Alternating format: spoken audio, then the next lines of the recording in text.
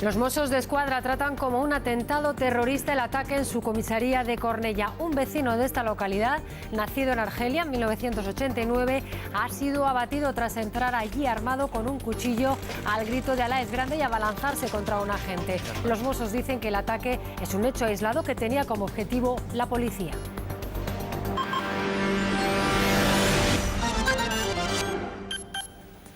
Buenas noches. La Audiencia Nacional ha abierto ya una investigación para aclarar este ataque. El Ministerio del Interior ha decidido mantener el nivel 4 reforzado. Es un nivel que se mantiene desde hace 3 años. Buscamos la última hora. Jacqueline Rodríguez.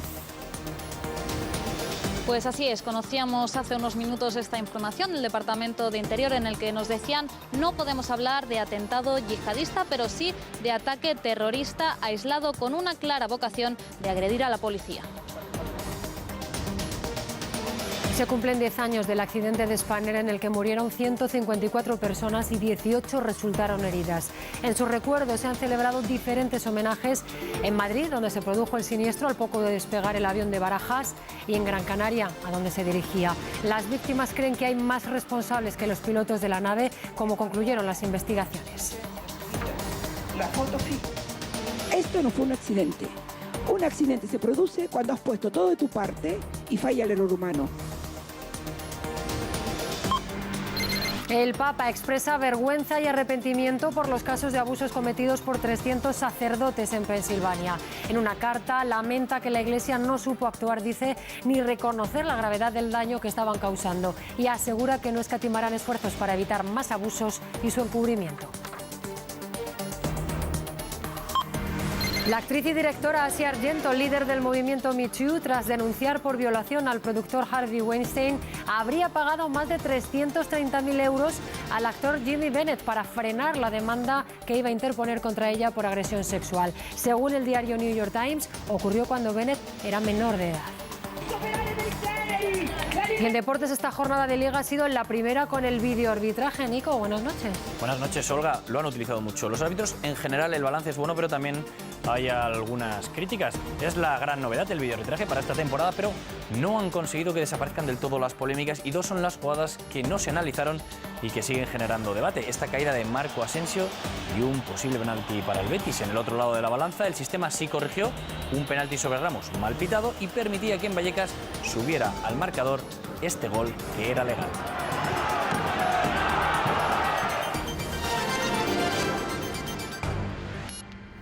Es Abdelouah Taib. Ha sido abatido esta mañana después de acceder armado con un cuchillo y al grito de "Alá es grande" al interior de una comisaría de los Mossos en Cornellà de Llobregat. El ataque se ha producido apenas 3 días después de la conmemoración del primer aniversario de los atentados yihadistas de Barcelona y Cambrils. Jacqueline Rodríguez, volvemos contigo.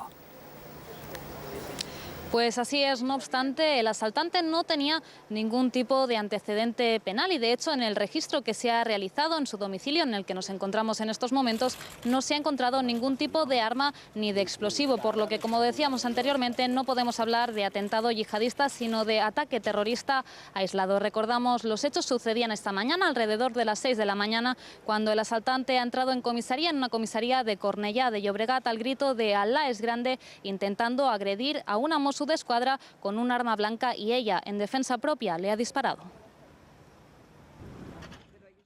Abdelwahab Taib, de 29 años y de origen argelino, es la identidad del presunto terrorista según el NIE que portaba y que ha confirmado el análisis de sus huellas dactilares.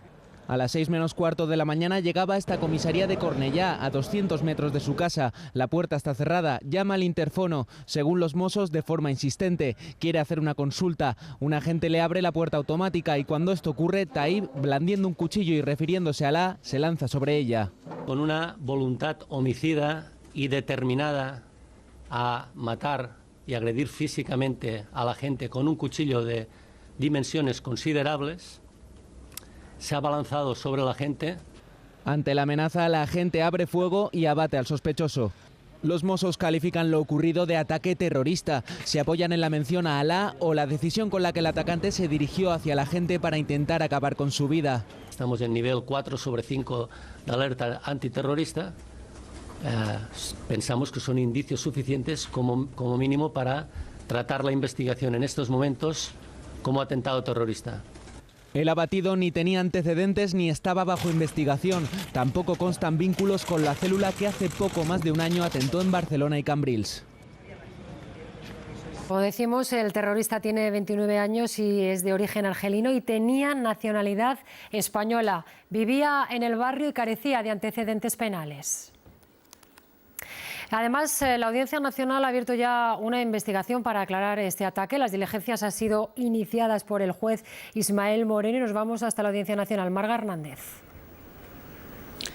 Sí, la línea de investigación de los Mossos de Escuadra sigue siendo la de un ataque terrorista y, como es habitual en estos casos, la Audiencia Nacional ha asumido las actuaciones. El juez Ismael Moreno, que estaba de guardia en el momento en el que se ha producido el ataque, ha abierto diligencias previas. Es el encargado de coordinar todas las investigaciones policiales que en estos momentos están bajo secreto de sumario. La juez de guardia de Cornellá se ha encargado de las primeras diligencias, ha ordenado la incautación del arma con el que la agente ha abatido al sospechoso y ha encargado también un informe balístico para determinar cómo se ha producido ese ataque y cómo ha sido la respuesta de los Mossos de Escuadra en la comisaría de Cornellá. El Ministerio del Interior ha decidido mantener el nivel 4 reforzado tras este ataque. Es un nivel que se mantiene desde hace 3 años. Esta tarde en Barcelona se ha reunido el Gabinete de Coordinación Antiterrorista y desde el Gobierno catalán aseguran que, aunque es un atentado terrorista, se trata de un hecho aislado. Sandra Castells. Así es, buenas noches. Los Mossos consideran que por el tipo de ataque y además por el hecho de que no se haya producido ninguna réplica, se trata de un hecho aislado. Recordemos además que tampoco ha habido ninguna persona detenida. Como explicabais, el caso sigue bajo secreto de sumario, por lo que a esta hora conocemos muy pocos detalles de la investigación, pero lo que sí os podemos contar es que el atacante no tenía antecedentes penales en España ni tampoco psiquiátricos. La policía considera además que su intención de atacar a la policía y de acabar con su vida era completamente inequívoca y que la actuación del agente ha sido totalmente proporcionada. Además, desde Interior han querido recordar a todos los cuerpos de seguridad que se les considera objetivos terroristas. Les piden a los agentes que extremen la atención y que pongan mucha más precaución en sus patrullas, que apliquen de forma cuidadosa y rigurosa las medidas de autoprotección. Además de esta reunión aquí en la Consellería de Interior, hoy se ha celebrado también un encuentro entre Policía Nacional, Guardia Civil y Mossos de Escuadra. Los 3 cuerpos han compartido la información previa que tenían sobre el atacante. 3 días después del primer aniversario de los atentados de Barcelona y Cambrils, la amenaza yihadista sigue presente en Cataluña. Los Mossos consideran un ataque terrorista el suceso de esta mañana, dirigido a un objetivo claro, la policía. Recordem que la policia és un objectiu terrorista, per tant, tots els agents, totes les agents d'aquest país han de vetllar per la seva autoprotecció. Los cuerpos policiales siguen en el punto de mira de los yihadistas. Por eso, algunos sindicatos de Mossos piden que se refuerce la seguridad en las comisarías. El Ministerio de Interior mantiene el nivel 4 de alerta terrorista que se aplica desde junio de 2015 y reforzará la autoprotección de los agentes. La alerta 4/5 es un nivel elevado, muy elevado, de probabilidad de atentado, pero no es más aquí que en el resto de Europa. Cataluña es uno de los principales focos de captación yihadista en España. En lo que llevamos de año, de 21 detenidos, 8 han sido en esta comunidad autónoma. Esto no fue un accidente. Un accidente se produce cuando has puesto todo de tu parte y falla el error humano. Y aquí no pusieron nada de su parte y le echaron la culpa al error humano. Presidenta de la Asociación de Afectados por el accidente del vuelo de Spanair en 2008 en el aeropuerto de Barajas. De las 172 personas que viajaban en el avión, 154 perdieron la vida. Hoy se cumplen 10 años de la tragedia. En honor a las víctimas se han celebrado diferentes actos en Gran Canaria, destino del vuelo, y en Madrid, lugar del accidente. Y una década después de uno de los accidentes más graves de aviación en España, las víctimas siguen pidiendo justicia. Familiares y autoridades les han rendido hoy homenaje, como les decíamos, en Las Palmas de Gran Canaria y en el aeropuerto de Madrid-Barajas. Nuria Mejías, empezamos contigo.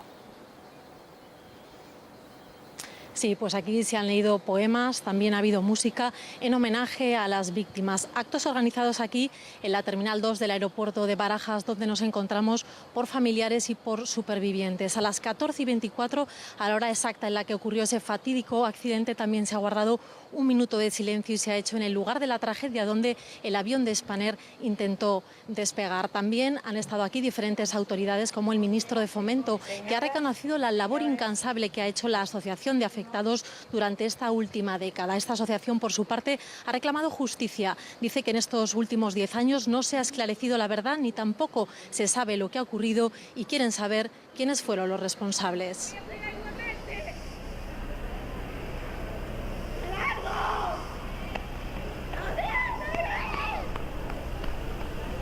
Buenas tardes, aquí en Las Palmas de Gran Canaria. Hace apenas unos instantes acaba de finalizar una misa en recuerdo de los 154 fallecidos del vuelo de Spanair JK 5022. Es el último de los actos que ha servido para homenajear a los 85 canarios que perdieron la vida aquel 20 de agosto de 2008. El día comenzaba con un acto en la playa de las Canteras en el que los familiares tiraban rosas blancas en honor a sus seres queridos. Horas después, en la Plaza de la Memoria, la música era la protagonista, el lugar donde hay una placa con todos los nombres de ellos. Una década después, supervivientes y familiares siguen luchando en busca de respuestas. Una fecha que ha quedado marcada en el corazón de todos los canarios.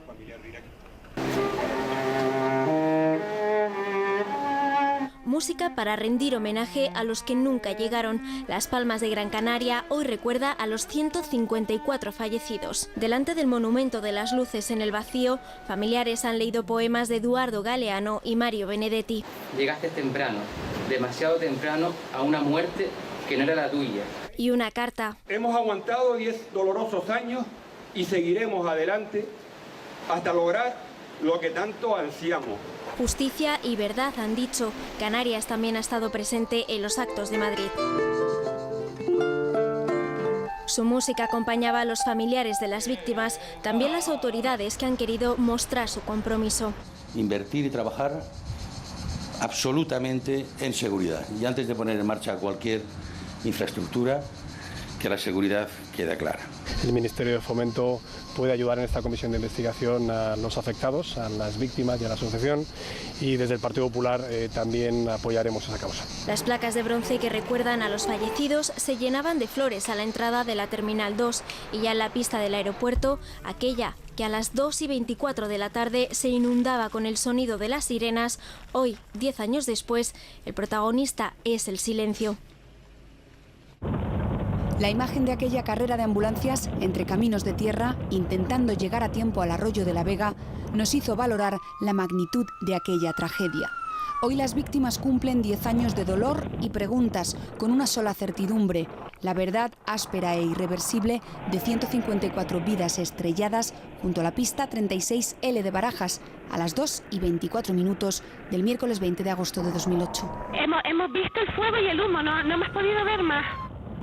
El vuelo JK 5022 con destino Las Palmas, que ya no existe con ese nombre, tendría que haber despegado una hora antes, pero el piloto detectó una avería en cabina y solicitó revisión de mantenimiento. A las 2:15, el avión modelo McDonnell Douglas MD-82 entra en la pista y comienza la maniobra de despegue. Solo llegó a elevarse 12 metros del suelo. A partir de ahí pierde altura, se desvía a la derecha e impacta en primer lugar la cola del avión y la punta del ala derecha. Después llegó el gran impacto, cuya violencia provocó el derrame de combustible y la deflagración. 172 personas iban a bordo, 10 de ellas tripulación. Solo sobrevivieron 18, 3 de ellos menores. Todos estaban entre las filas 1 y 9. Ni aquellas ambulancias, más de 40, ni los 230 sanitarios, 170 policías y 70 bomberos que participaron pudieron salvar a las 154 víctimas mortales. Después de la tragedia de Spanair se abrieron dos investigaciones, una técnica y otra judicial. Ambas concluyeron que la causa del accidente fue que los pilotos, también fallecidos, intentaron despegar el aparato con una configuración errónea. Las víctimas siempre han defendido que hay más responsables. El primer error fue humano. Los pilotos del vuelo JK5022 intentaron despegar sin activar los flaps y los slats, unos alerones situados en las alas del avión que facilitan su sustentación durante el despegue y el aterrizaje. Aparece un aviso, abortamos. Ese aviso no saltó el día del accidente porque un segundo fallo técnico afectó al TOWS, el sistema que debería haber advertido a los pilotos de que la aeronave estaba mal configurada. Esas fueron las principales conclusiones de la Comisión de Investigación de Accidentes de Aviación Civil, dependiente de Fomento. La tripulación no seleccionó los flaps y los slats. Lo que no explicó ese informe es por qué falló el sistema de alerta. Además de la investigación técnica, hubo un proceso judicial con 2 responsables de mantenimiento imputados.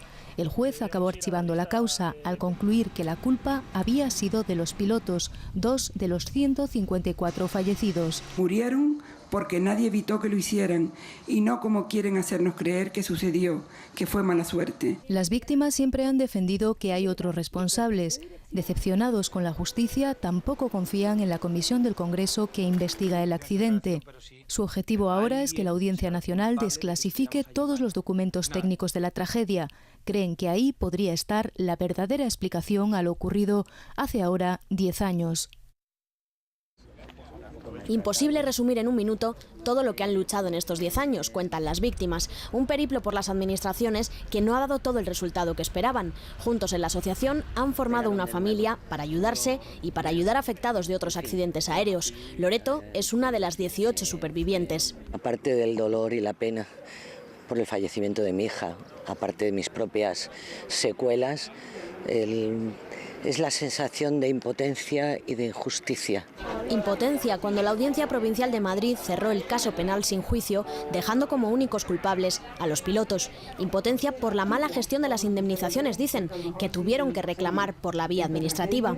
A partir de los 10 años que tengamos todavía que seguir en los tribunales con él,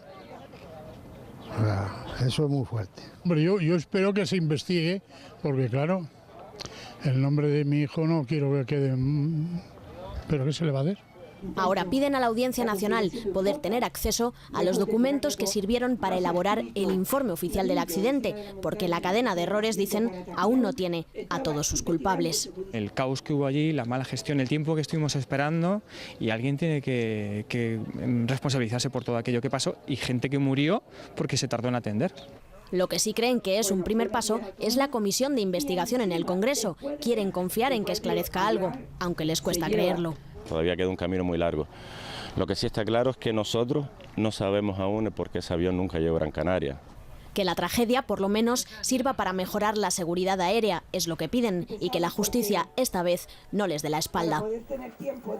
Más noticias. El Partido Popular y Ciudadanos piden al gobierno de Pedro Sánchez que reactive los mecanismos del artículo 155 después de las palabras de Quim Torra, en las que hablaba de atacar al Estado este fin de semana. Mientras, sigue la polémica sobre la retirada de los lazos amarillos. La fiscal general del Estado ha salido al paso de las acusaciones entre la Generalitat y los partidos constitucionalistas acerca de la polémica de los lazos amarillos. No ve indicios de delito, dice, en poner símbolos ni tampoco en retirarlos. Tan lícito es publicitar una opinión ideológica como manifestarla de una forma contraria, retirándonos un material que se ha depositado. La Generalitat pide explicaciones a Interior porque los identificados que planeaban retirar los lazos hay un agente de la Guàrdia Civil.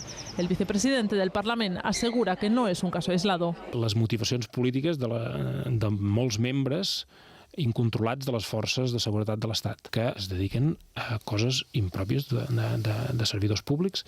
Ciudadanos y PP creen que la Generalitat utiliza a los Mossos. Sobre las palabras de Torra de atacar al Estado, piden al Gobierno reactivar el 155. El Partido Popular solicitará la activación del artículo 155 y además pudiendo ofrecer los votos en el Senado suficientes para que entre en vigor. Pedimos al señor Sánchez formalmente que actúe, que vuelva al pacto constitucionalista que él rompió. E insisten en que la reunión prevista en octubre entre Sánchez y Torra es un error. Podemos asegura que el Gobierno no está mostrando voluntad para llegar a un acuerdo con ellos y aprobar el techo de gasto. Dicen que están muy lejos del pacto que desean y le piden al equipo de Pedro Sánchez que difunda el documento que les ha enviado.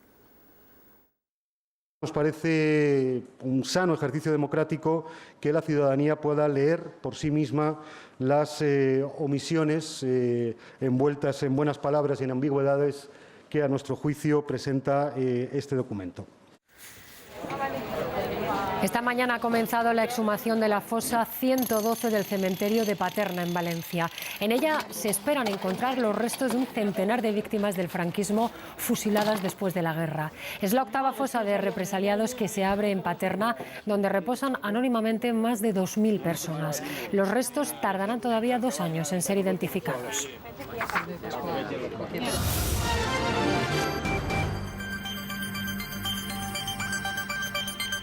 El Papa Francisco ha expresado su vergüenza y arrepentimiento por los casos de pederastia denunciados por la Corte Suprema de Pensilvania en Estados Unidos, y lo hace a través de una carta dirigida a todos los católicos. En ella, el Papa reconoce que la Iglesia no supo actuar ni reconocer el daño que estaban causando los 300 sacerdotes depredadores, como los llama el informe, en los casos documentados de abusos sexuales a menores. El informe de Pensilvania identifica a 1.000 víctimas de abusos desde 1940.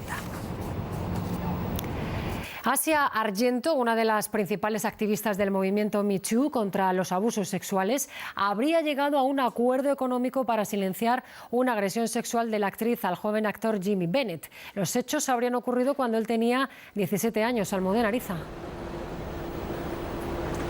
Sí, la noticia ha causado sorpresa y estupor aquí en Estados Unidos. Estamos hablando de Asia Argento, actriz y directora italiana considerada en este país como una pionera del movimiento Me Too contra el acoso sexual y una de las que también denunciaron primero al todopoderoso productor de Hollywood, Harvey Weinstein. Ahora se enfrenta a las acusaciones del joven actor Jimmy Bennett, quien asegura que Asia Argento le agredió sexualmente en la habitación de un hotel en California hace 5 años, cuando el joven tenía solo 17 años. Recordemos que en ese estado, en California, la edad para tener relaciones sexuales consentidas comienza a partir de los 18 años.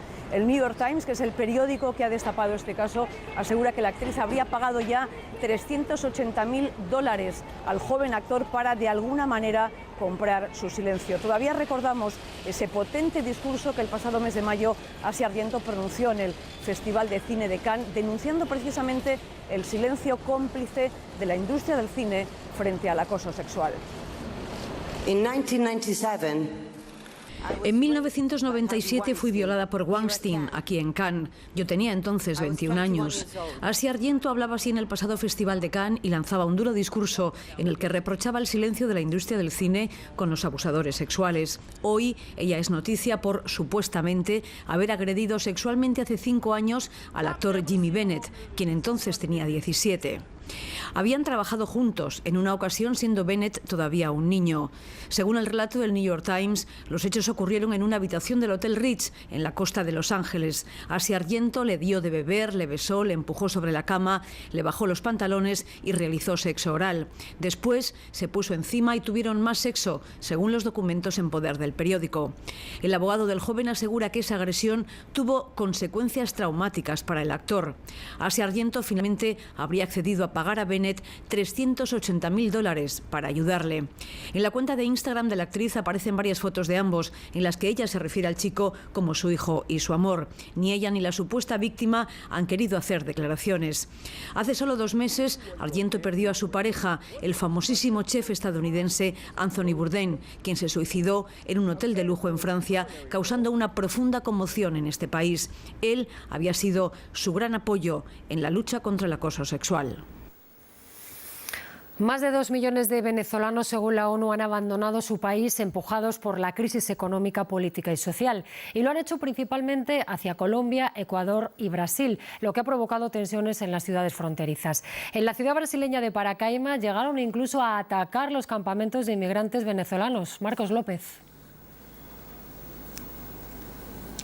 Sí, unos incidentes que han hecho que el gobierno brasileño haya decidido ampliar el número de contingentes de tropas federales desplazadas allí hasta la frontera entre los dos países, porque la realidad es que en los últimos meses se venía asistiendo a un aumento de las tensiones entre venezolanos y brasileños en ese estado, uno de los más pobres del país, el estado de Roraima. De hecho, un juez de primera instancia llegó a ordenar el cierre de la frontera, a pesar de lo cual, posteriormente, el Tribunal Superior de Justicia de Brasil tumbó esa medida por anticonstitucional. En cualquier caso, este tipo de situaciones desagradables no han sido lo habitual en estos 3-4 años que llevamos de éxodo venezolano, un asunto que se ha convertido en un auténtico problema no solo regional, sino también continental, porque está afectando a todo Sudamérica. Naciones Unidas cifra en 2,3 millones los venezolanos que han huido del país, aunque para organismos como la Asamblea Nacional Venezolana serían 3 millones, el 10% de la población. Decenas de miles lo hacen a través de la selva en dirección Brasil, donde estos días, en el estado de Roraima, uno de los más pobres del país, han quemado los campamentos donde vivían muchos venezolanos. Quemaron todo, los brasileños sacaron todas las cosas, maletas, todo lo que estaba. Sin embargo, la inmensa mayoría huye a través de este puente en la frontera con Colombia para intentar establecerse allí, donde ya hay 800.000 compatriotas. Otros siguen hacia el sur, buscando un futuro mejor en Chile, Argentina, Ecuador o Perú. Allí el gobierno intenta desde hoy atajar la crisis económica y la hiperinflación, quitando 5 ceros a la moneda con la creación del bolívar soberano. Arranca pues el programa de recuperación económica con la reconversión monetaria, 5 ceros menos para que el bolívar soberano se ancle al petro. En sus predicciones para 2018, el FMI calculó una inflación en Venezuela de 1.000.000%.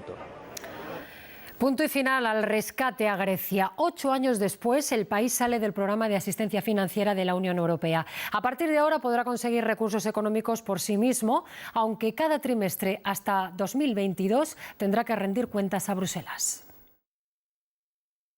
Es la Plaza Sintagma, en el corazón de Atenas. La tranquilidad hace tiempo que ha vuelto a este simbólico punto de la capital griega. Nada que ver con las protestas y tumultos diarios contra los recortes y ajustes de Bruselas hace ya 8 años. Salimos del rescate, pero ¿subirán los salarios? ¿Bajarán los impuestos?, se pregunta Nikos. Soy pensionista, dice Mijalis, y el 30 de cada mes reviso mi pensión para ver si me la han bajado. Pesimismo en la calle. El legado del rescate no en vano ha dejado a Grecia un 25% menos rica, a sus ciudadanos un 40% más pobres, una deuda del 180% y el paro sigue siendo el más alto de la Unión Europea.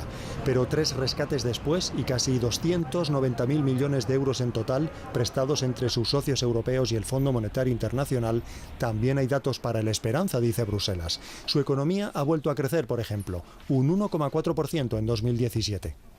Espero que este sea un nuevo comienzo para Grecia y su economía y para su relación con los otros países de la zona euro. Grecia es libre, dice Moscovici, para definir su política económica, pero los expertos creen que la realidad es otra a partir de ahora. El éxito de Grecia, dice este profesor de la Universidad de Económicas de Atenas, será poder financiarse en los mercados internacionales de capital. En la realidad, el país abandona el rescate, pero sus números no dejan de estar vigilados. Los llamados hombres de negro de Bruselas y el Fondo Monetario Internacional seguirán mirando con lupa las cuentas griegas, y el primer examen ya, este mes de septiembre. Los muertos por las inundaciones en el suroeste de la India superan ya los 400. Son las peores en la zona desde hace un siglo. Hay decenas de desaparecidos y más de 1 millón de desplazados. Los meteorólogos aseguran que lo peor del monzón ha pasado. La riada amenaza con arrastrar a un hombre en Kerala. Una Zodiac de la Armada India lo impide. Un militar lucha contra viento y marea para devolver a un bebé a los brazos de su madre. En otro abrazo desesperado, una mujer se aferra a su salvador. Un ejército de soldados, bomberos y voluntarios ha aprovechado la primera tregua del monzón más destructivo en 100 años para lanzarse al rescate. La prioridad es evacuar a los niños y enfermos, explica Pramod, buzo voluntario, y llevar suministros a las zonas todavía sitiadas por el agua, como el poblado de Bindu. Mi casa está completamente sumergida, se lamenta. No tenemos nada de comer ni una cama para dormir. El gobierno distribuye también desinfectantes para evitar que al desastre natural siga una catástrofe sanitaria. Los desplazados por las inundaciones suman ya 1.200.000. En esta escuela convertida en refugio, Shamla recuerda cómo ella y sus 4 hijos sobrevivieron a la crecida del río en el tejado de su casa. Los que se aventuran a regresar a los poblados donde el agua ha cedido terreno encuentran un panorama desolador.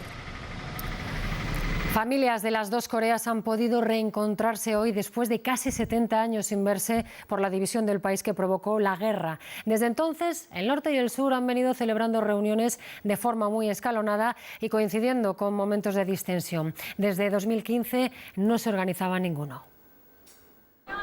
Es una de las de mayor edad, 92 años, pero eso no le ha impedido correr hacia su hijo de 71.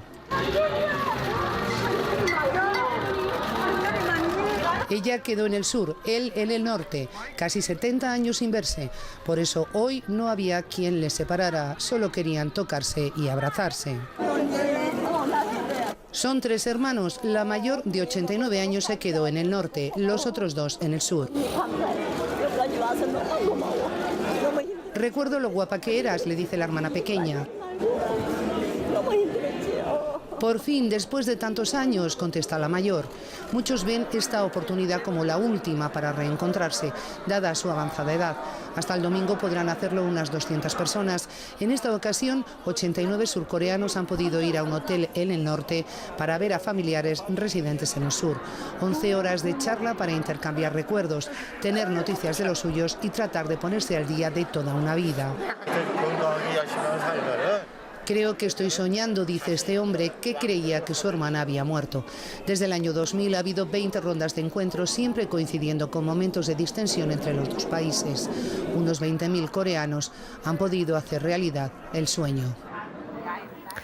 En Italia, las autoridades municipales de Génova han comenzado a entregar las primeras casas provisionales a las familias desalojadas tras el derrumbe del puente Morandi. De momento han sido 20 familias de los 600 vecinos afectados. Y hoy hemos visto también nuevas imágenes de la caída del puente que causó 43 muertos. Son los segundos antes del desplome del puente Morandi en Génova hace 6 días. Nuevas imágenes captadas por las cámaras de seguridad que han sido difundidas hoy. Vehículos y peatones pasan por debajo hasta que unos 200 metros del gigantesco viaducto se derrumban. En el vídeo se ve parte de una fábrica que quedó sepultada bajo los escombros. Algunas partes de la enorme estructura del puente que todavía siguen en pie podrían desprenderse. La pasada noche los bomberos escucharon crujidos y han decidido prohibir la entrada de personas y vehículos a la llamada zona roja, esa sorprendente zona donde el puente parece descansar sobre las viviendas y donde por turnos los vecinos tienen 15 minutos para recuperar sus bienes personales. La Fiscalía evaluará la seguridad y habrá que decidir qué partes se desmontan en las próximas semanas antes de la llegada del mal tiempo, afirma el presidente de la región de Liguria. Hoy, junto al alcalde de Génova, ha entregado las primeras viviendas provisionales, una veintena, pero son más de 600 las personas desalojadas. Mi padre está inválido, cuenta Bárbara con sus nuevas llaves. Afortunada, dice, porque no tiene que llorar a ningún familiar. Los ladrillos pueden volver a levantarse. Las investigaciones sobre lo ocurrido continúan. La comisión de expertos está averiguando si el derrumbe fue fruto de un cúmulo de circunstancias, pero quien ya advirtió de la corrosión del puente fue su propio diseñador. Morandi hizo un informe hace 40 años, publicado ahora por un diario italiano. Ya alertaba de los riesgos de deterioro por la contaminación y el aire marino. El número de afectados por el sarampión se ha disparado en Europa y ha marcado una cifra récord durante el primer semestre del año. De enero a junio se han registrado 41.000 casos, una cifra que, según la Organización Mundial de la Salud, supera por mucho el número de afectados que se registra cada año. Por eso, la OMS alerta a todos los países de la importancia de la inmunización con las vacunas. En Estepona, en Málaga, la Policía Nacional investiga el asesinato de un hombre de 34 años esta madrugada. Recibió varios disparos cuando llegaba a su casa. El agresor iba encapuchado y huyó después en una bicicleta. Esta tarde la Policía Judicial ha estado por la zona recogiendo pruebas. Carmen Ábalos.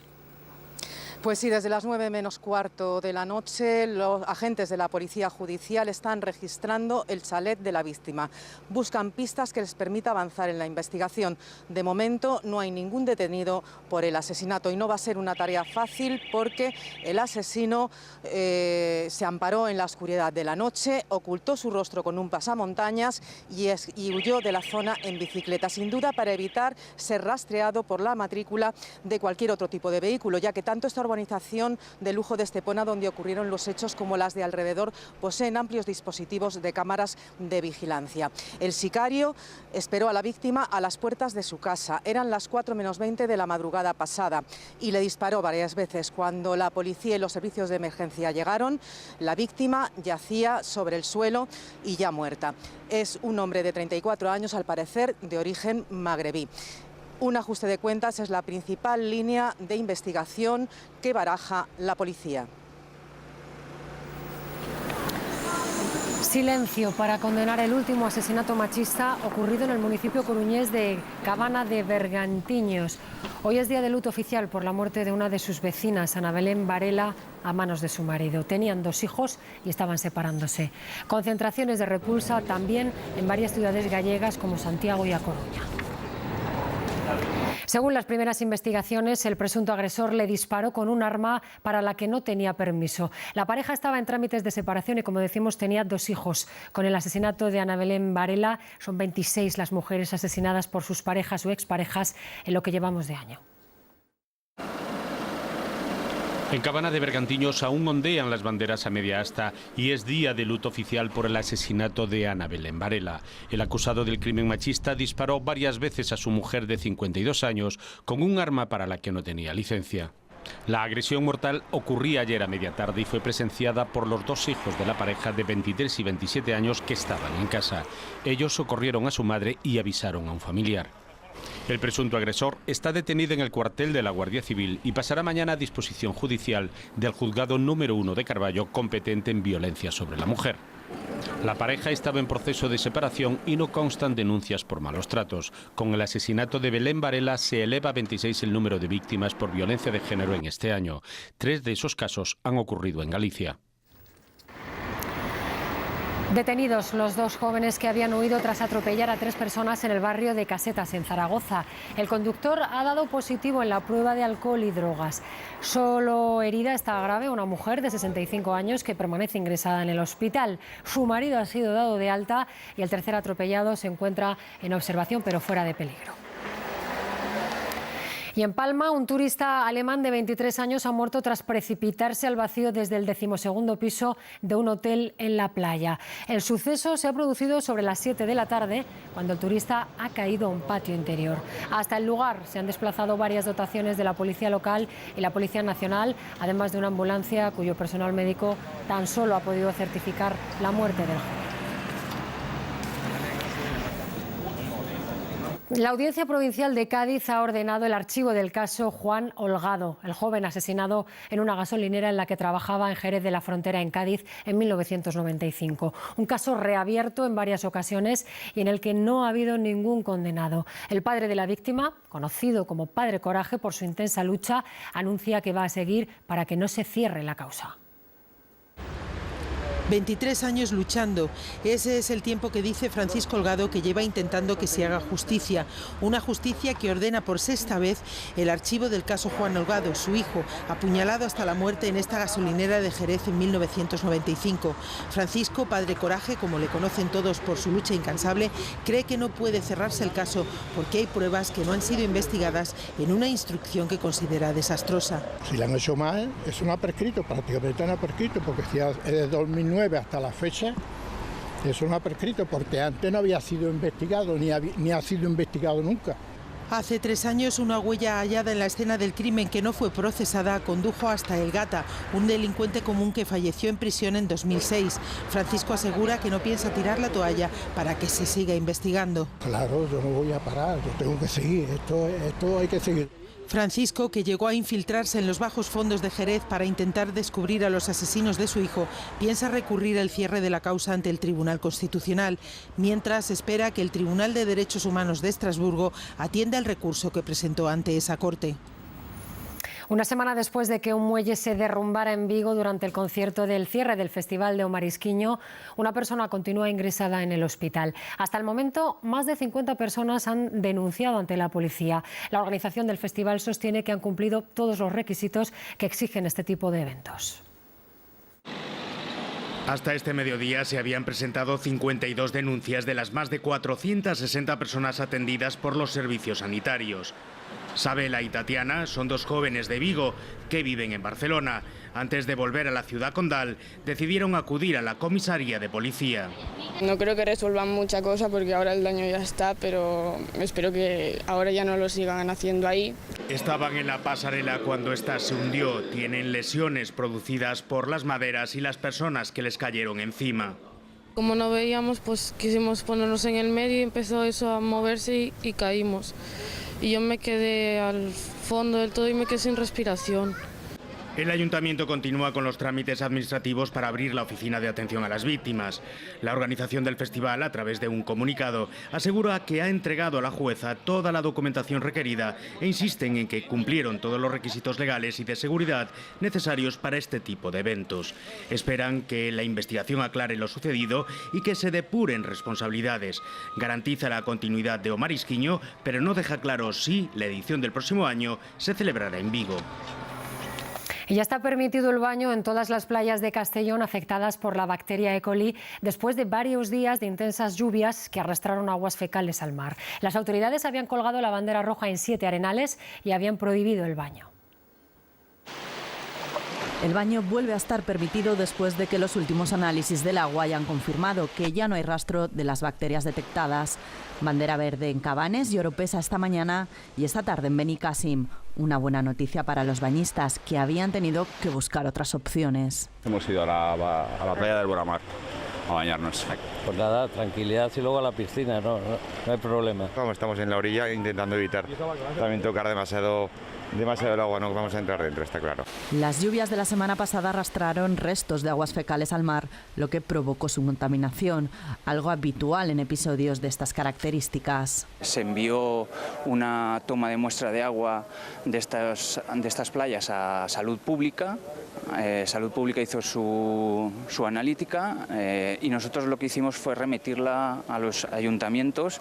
Pero desde el ayuntamiento de Benicàssim, donde se ha prohibido el baño en 4 playas, se quejan de que esa información no les llegó correctamente, por lo que el sábado, y a pesar de que ya se había detectado la contaminación de las aguas, no izaron la bandera roja. Una mujer pasaba apuros en la playa de Puerto de Sagunto y recibió desde el aire el flotador que probablemente le salvó la vida, gracias a un dron que vigila más de 1 kilómetro de playa y presta ayuda en caso de urgencia. Yo en el control llevo un botón para, cuando está justo encima, soltar el flotador y que la persona lo coja. Se trata de un proyecto de 2 jóvenes emprendedores que se está ensayando desde hace 2 años en playas de la Comunidad Valenciana y Baleares. La mejor característica de esta tecnología es que podemos abarcar bastante distancia, ¿no? Podemos llegar allá donde los equipos de salvamento no pueden ver o con los medios actuales no pueden llegar, ¿no? El dron aterriza y despega en un espacio acotado y, según la normativa de la Agencia Estatal de Seguridad Aérea, no se aleja más de 500 metros de la base, suficiente, según el piloto, para observar e intervenir sobre cualquier incidencia en la zona de baño. La mitad de los trabajadores españoles responde emails y llamadas de trabajo durante sus vacaciones, según el último informe de la web de búsqueda de empleo InfoJobs. El sentimiento de obligatoriedad y la naturaleza del puesto son los 2 principales motivos. El teléfono, la tablet, las nuevas tecnologías hacen que sea complicado olvidarse del trabajo en verano. Algunos lo consiguen. Desconecto absolutamente y no tengo contacto con la empresa. Desconecto totalmente. Al cabo de muy poco, una semana más así, ya estás desconectada. A otros les cuesta más. 5 de cada 10 españoles responde a las llamadas o a los emails aunque esté de vacaciones. En el caso de los cargos directivos, el 84% afirma atender su correo y su teléfono fuera de la jornada laboral. E incluso de noche me llamaban, eran las 2 de la madrugada y me estaban llamando. Hay que estar a pie del cañón. Si no haces lo que dice el jefe, pues igual al final se busca una excusa para echarte. El sentimiento de obligatoriedad es la principal razón, pero según el estudio hay más motivos. Que el puesto en sí lo requiere en un 34% de las ocasiones y hay un 14% de la población activa que manifiesta tener la necesidad de estar conectada a lo que ocurre día a día en el trabajo a pesar de estar de vacaciones. La mayoría de los encuestados, más del 70%, está a favor de que las compañías apliquen políticas de desconexión digital, pero solo 3 de cada 10 empresas lo hacen. En países cercanos, como Francia, existen leyes que reconocen este derecho. Y hoy despedimos a nuestro compañero Pedro Roncal. Falleció ayer a los 56 años a causa de un infarto. Licenciado en periodismo por la Universidad de Navarra, desarrolló toda su carrera en Radio Televisión Española. Fue jefe de informativos y de programas en Radio Nacional, en Pamplona, y desde 1996, ya en Madrid, director de Radio 5 Todo Noticias. Pasó a Televisión Española en 1999 como director del canal 24 Horas y más tarde director adjunto de los servicios informativos. Durante los últimos años ejerció una intensa labor docente en el máster de RTV.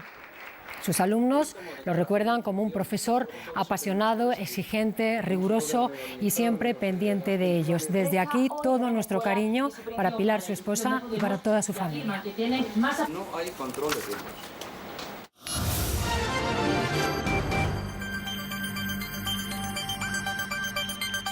El universo o el cosmos, las estrellas, las galaxias. El universo